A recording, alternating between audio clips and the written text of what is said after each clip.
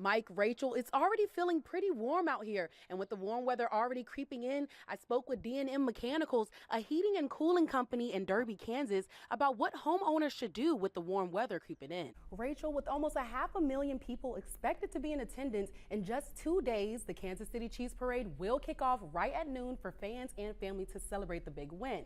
So here's some things you need to know before heading out to the Chiefs Parade. And we are following breaking news here in the 12 News Live Desk. An Indiana toll road is shut down after an USPS semi-truck went over a bridge this morning. Let me give you all a closer look here. As you can see, the truck is seen dangling right there in the middle of the bridge. The Great Bend Fire Chief told us around 3 or 4 o'clock this morning, people of Great Bend heard a loud boom. Now that happened right here at 705 10th Street. We still don't know exactly what caused the explosion, but as you can see right here, we have damage all up inside of the building, stuck right here on top of the building, and also too inside of this tree right here. All right, check this out.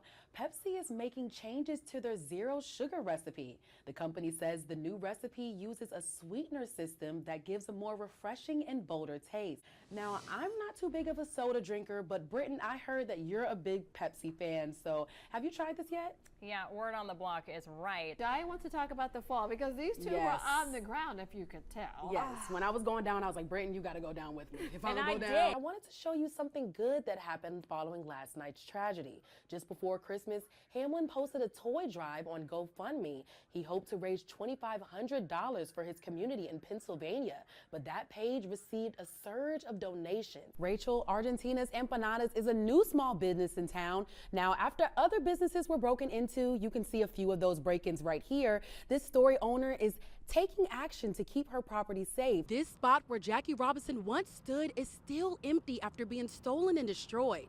But hope still remains for the community of Wichita as love has been poured in from around the nation. Today, the MLB has announced they will replace the beloved statue with an exact replica this summer. Students at Michigan State University are still processing the events that unfolded on Monday after a gunman opened fire in 2 buildings, killing 3 students and critically injuring 5 others.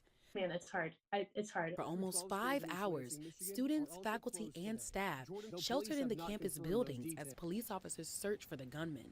Wichita native Sierra Bauman was one of those students. I saw a bunch of police around the buildings and could see lots of flashing lights and helicopters swooping down. And Sierra says she was alone when she took cover in her apartment building, far away from any windows to be safe. Turned off all the lights, brought like my blanket out to the hallway because I was like, maybe I'm gonna have to sleep out there, and just listen to the scanners. Even though the mass shooting is weighing heavily on so many, Sierra says she feels desensitized by everything because it's becoming so common. I wasn't super surprised by it, which is super sad. As things get harder and worse in this world, like I recognize that and I'm kind of expecting it sometimes, but I also have hope that things will get better one day. Since the incident, MSU has came up with different ways to allow students to grieve. School has also been offering counseling sessions for people, so we got 2 days off of completely so it's giving us plenty of space to grieve and rest and process things. Sierra says even in the darkness, her faith helps her find the light in any situation. I'm gonna do the best I can to take care, but ultimately my life is in God's hands, and so I have to trust that He'll protect me. I think we need both the prayers and the change. If nothing changes, it will continue. Yeah, I don't know what that looks like, but I'm just hoping that, somehow we rectify the situation. Jaiya Brown, 12 News. Mike, Rachel, I spoke with a Wichita woman who's had sickle cell disease since she was young. Now, she talks about the frequent hospital visits and the pain she's experienced from having this disease. The American Red Cross says one donor has given gallons of blood and will continue to donate towards this cause if it helps people like Kayla.